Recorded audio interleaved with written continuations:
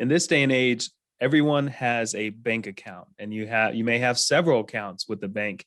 And so what we wanted to do today is kind of go through some of the questions that you may have about how a bank works. Specifically, we're talking about FDIC, that's Federal Deposit Insurance. So making sure your money is safe with the bank. And then we also talk about private banking and how that works, and equity lines of credit as cash reserves, and a bunch of different things we covered today with Mary Thacker, who is, she heads up the private banking division at First Bank, and we throw a bunch of questions at her, and she does really great at telling us everything that we need to know about banking. Yeah, so Merce and I, when we think about what we're going to do with these interviews, is we kind of think, what is it we get asked all the time? And this is one of the things we get asked all the time, is how to deal with, cash in a bank, how much can we be protected, and all that kind of stuff. So Mary does a fantastic job. You're going to really love this interview. Make sure you key in on some of those FDIC rules that Merce actually walks through with her. But just a couple quick reminders. If you want to get more information about the information along that we're going to talk about today, or you want to talk to us, you can always visit our website, which is pomwealth.net. I say go to the blog page. There's tons of articles. You can actually go to the right-hand side there and opt in for what is called 3 Keys to Secure Your Retirement. It is a master class, an online class that Merce and I recorded that walks you through a lot of the different elements, 3 major keys to help you get ready for and live through retirement. Visit that. It doesn't cost anything. We never ask you for any money. It's completely free, but you would get a wealth of information. If you've not had a chance yet, we always ask, if you think this show is a 5-star type show, give us a 5-star rating and write us a review. But we have to do one quick little disclosure, and then we're going to get into the show. The information contained in this podcast is intended to provide general information only and not to be considered individualized advice. Different types of investments carry different levels of risk. As always, please contact your financial professional for advice appropriate to your specific situation. Enjoy the show. Well, we welcome you to our podcast today. Merce and I, in what we do in helping people get ready for retirement, so to speak, and they're always looking for good banking options. Like, where do I put cash, and how does that even work? And I know that FDIC changes from here to there, and I don't want my cash balances to get too big. And we start having all these questions. Well, a few years ago, I met Mary Thacker, who is who we have on today, and we're going to interview. And I will tell you, from my perspective, I had always worked with the larger banks where you just kind of, you go see a teller or you go online. And I had honestly never experienced the relationship type experience that I experienced when I started working with Mary. And I was like, man, this is just amazing. I felt like I was stepping back into the Andy Griffith Show or something, when you just walk in and everybody knows who you are. And I was like, this is awesome. This is amazing.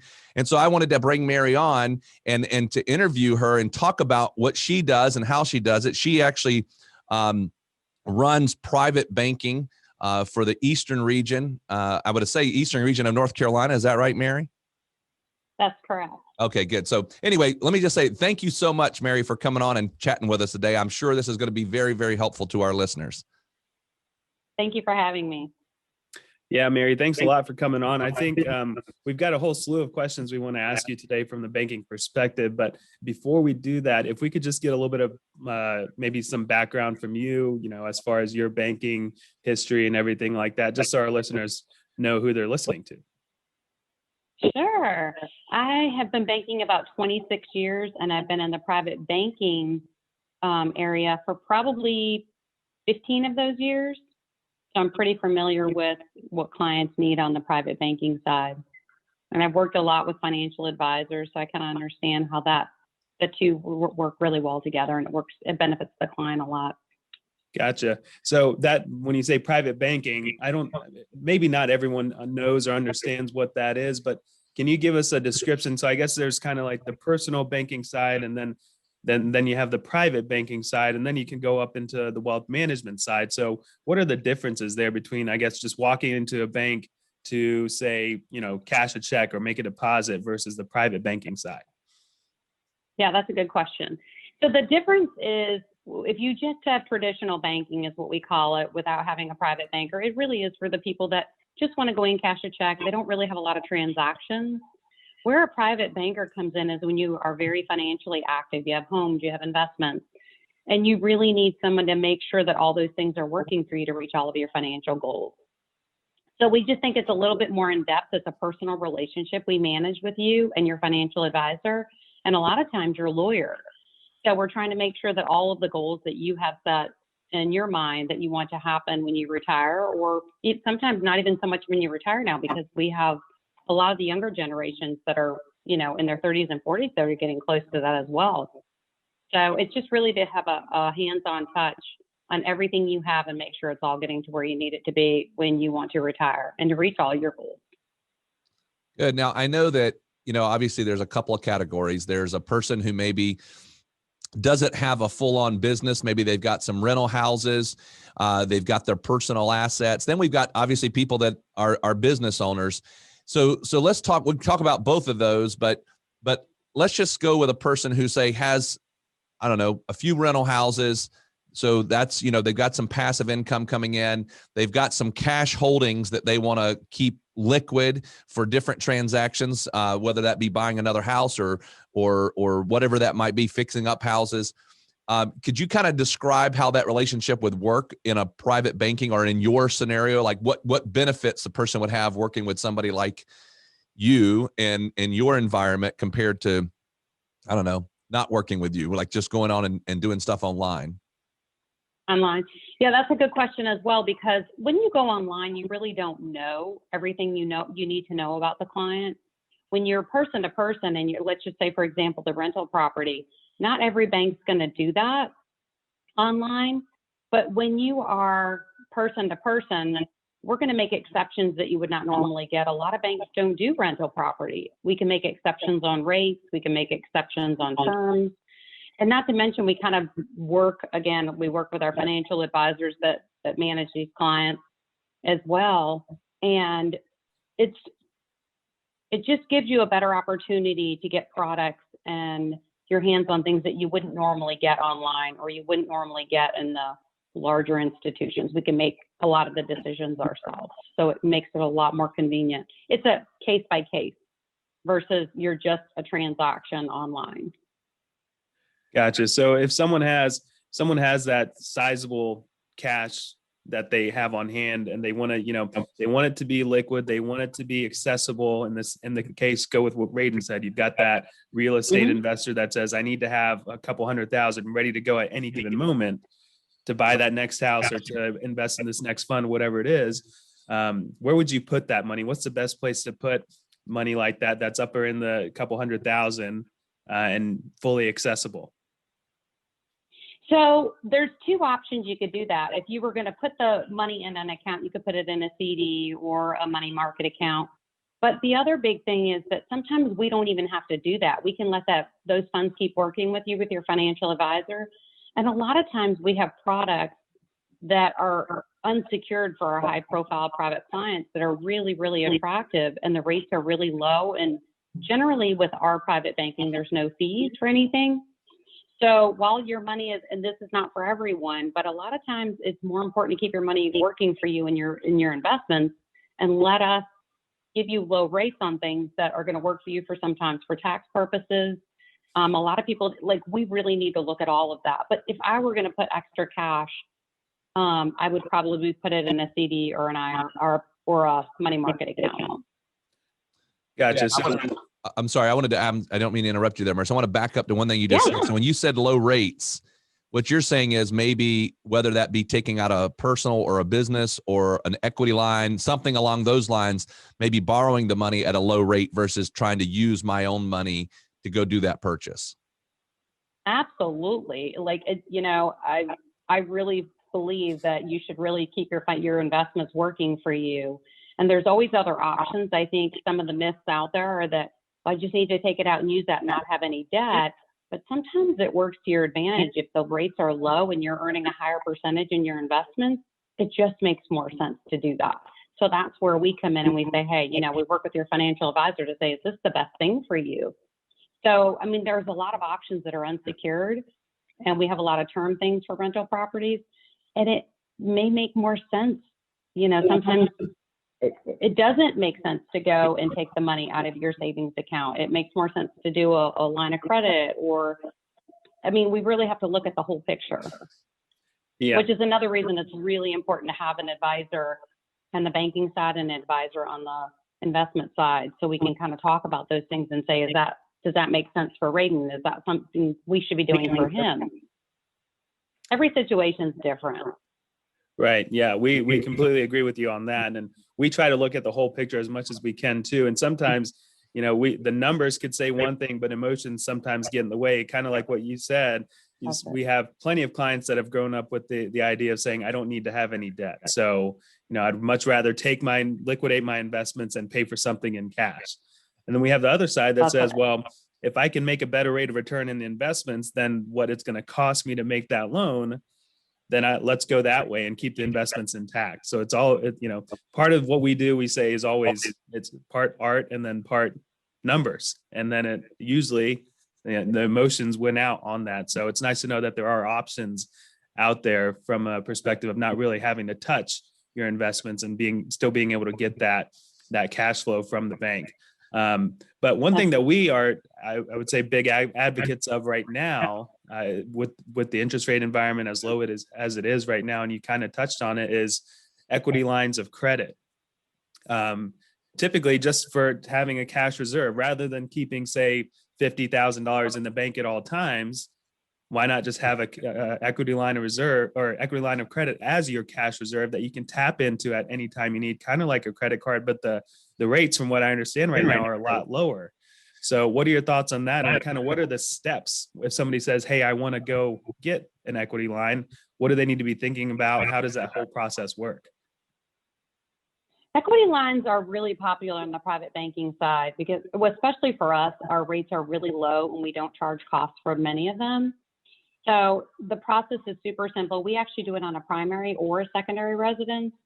And again, it's a case by case, sometimes depending on the size or the need for it, but it's a simple process. You know, we just put your home on the line, which we tell people it's better to do that if it's at, you know, 3%, because we are in a variable economy right now, which is really, really attractive. And it's better to keep those investments working. So I would use my equity line. We just take an application over the phone. We pretty much close most of them in office, or we come to you. We're more of a concierge type department. So we bring everything to the client.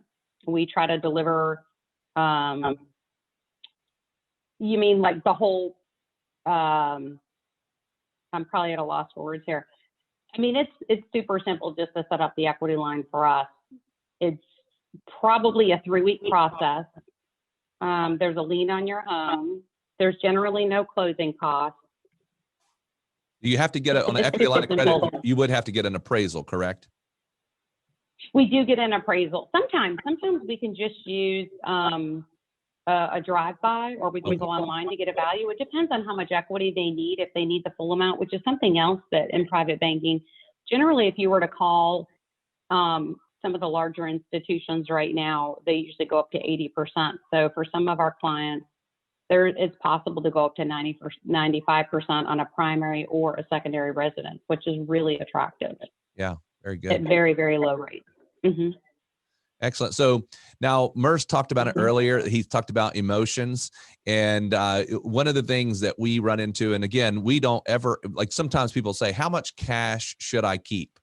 And we don't answer that question with a specific number, because there is no specific number. But regardless, people want what they want, right? So we have clients who say, look, you can call me crazy if you'd like, that's okay, but I still want a sizable amount of cash that I know is liquid and in all essence in a bank. I mean, because we would tell them that stocks and everything are liquid. All we got to do is sell them. But they go, no, I want something like I can just go down to the bank. I don't have to talk to anybody. I can go get my money. And so we have clients that have different goals. We have some clients that want $200,000, $300,000 in cash sitting in the bank. They don't have anything they're going to buy. They just want it there. And it might be temporary. When I say temporary, it might be for a year, 3 years, 5 years. So could you just walk us through the idea behind FDIC and how that works with larger balances, just so we're clear on that? Because I know that we say what they are, but then people ask, is it per account? Is it per person, per household? Can you just kind of walk us through that? Sure. And that's a really popular question for us. It's the biggest thing we get from people is, am I protected? And that taps into a little bit. I know it seems a little bit scary when we think we could lose our money, but if you look in history, generally banks don't go out of business, they get acquired. So that gives you one bit of comfort right there. And that FDIC follows bank to bank. So that's one thing. And then for two, it really depends, which is why it's really important to have a really good private banker that can tell you how to structure that. So you can structure it many ways. You can have, it could be myself, it could be myself and my spouse, it could be myself and a beneficiary, it could be myself and a nonprofit that I want to leave it to. So if you ever go to the ED website, like if people just want to play with that and you go to the ED website, you can put the scenarios in there and see if it's actually insured. So it's a really fun tool to look at. We usually do that for them, but there are some people that say, hey, I don't mean it. I don't mean to interrupt you. What's that website again? Because you said that quick on it. It's EDIE, EDIE. And I think I sent you the link if you want to send it to them. It's the electronic deposit insurance estimator. Okay. And it's really helpful because you can put all the names of everything that you want to leave it to, or how you want to set it up, and it'll say to the right, insured or not insured. Okay. So it's a nice way to kind of play with that. There are ways to do it to still get FDIC coverage. There's so many different variables. Like I played with it a lot yesterday to get ready for your guests, but it's really useful. So we do it with everybody just to make sure, because if they call in and they say, hey, I want to have, $250 here, but then do I have to take it at 5 different banks? A lot of times you don't have to. So people like that relief as well, because the closer we get to retirement, we really want to have things in a few places at most, because our family has to go back after us and try to figure out where all of that is later on. So it's really important that we kind of keep some of that managed well for them. A couple points there that you mentioned that I want to kind of break down. So FDIC, from what I know right now, is 250,000 as a single, right? So correct. So let's just go with an example. Say I'm single, I've got $1 million in cash that I want to be at the bank and have it FDIC insured. Now, some people may say or think that they have to go to multiple banks. So 250,000 at one, another. So you've got 4 banks with $250,000 spread out. But so what you're saying is that there are ways to structure accounts so that you can have that entire $1 million covered by FDIC at one bank. And so is it just based off of having different types of accounts? That is possible. It would just depend on how you want. Again, that's where we would work with your financial advisor and your lawyer. And, if let's just say you're just by yourself and you have no beneficiaries, it might be a little bit tougher. So I think that's why it's important. And you may have a trust. There's so many different things that play into that. It's possible you could have, a portion of it going to your favorite nonprofit. You could have a portion of it going to each grandchild. So it just depends on how those beneficiaries are set up, which is really useful. So when you go in there, if you put like your name and your grandchildren, or if you're just by yourself, it could be tougher. Right. We would just have to have the conversation with you and say, okay, where do you want those funds to go afterwards? And if it's only you, are you going to have it go to an estate, or is it going to be in a trust? It just depends. I mean, it's simple, but it's also, every situation's different. Some people might have kids, some might not. We can help them structure it, and then it might make sense for part of it to go somewhere else. So it just really is a case by case. But there are a lot of ways to structure it that we have found that, you can get up to, $1.5 million, even higher. Right. So you've got, let's say I've got myself, that's 250,000 there. Then I have another account that is a trust.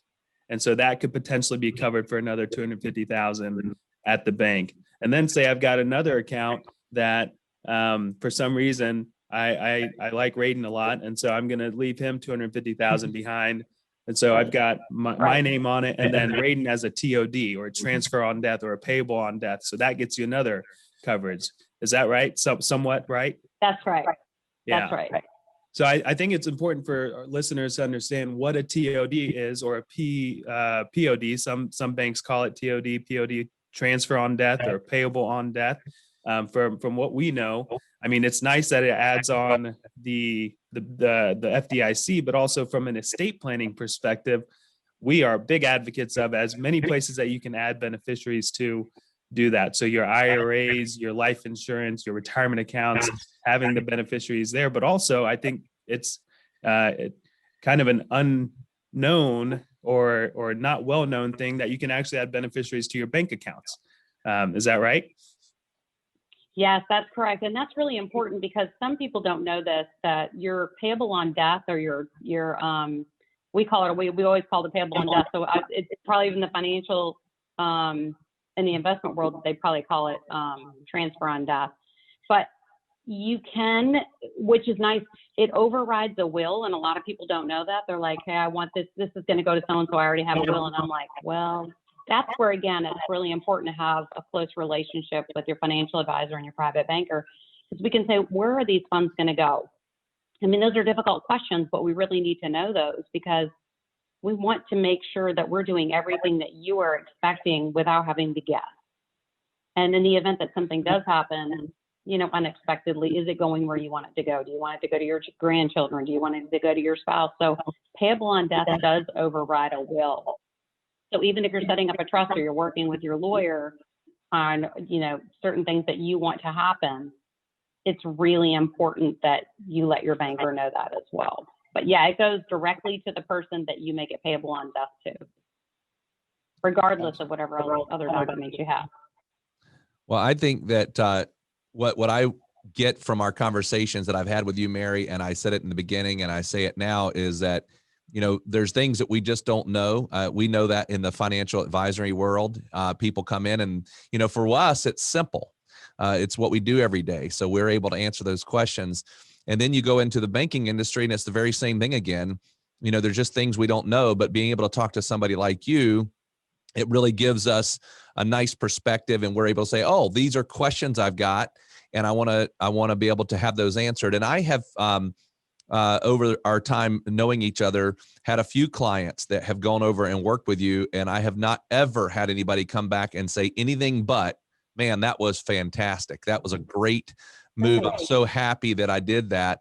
So could you tell us, like, if a person is listening and they say, hey, I like this idea, I do have these kind of questions, I do like the idea of being able to hold, have a private banking type relationship, what's the best way for somebody to get in touch with you, or to find out more information, or to wherever they need to go to be able to get the help that you offer?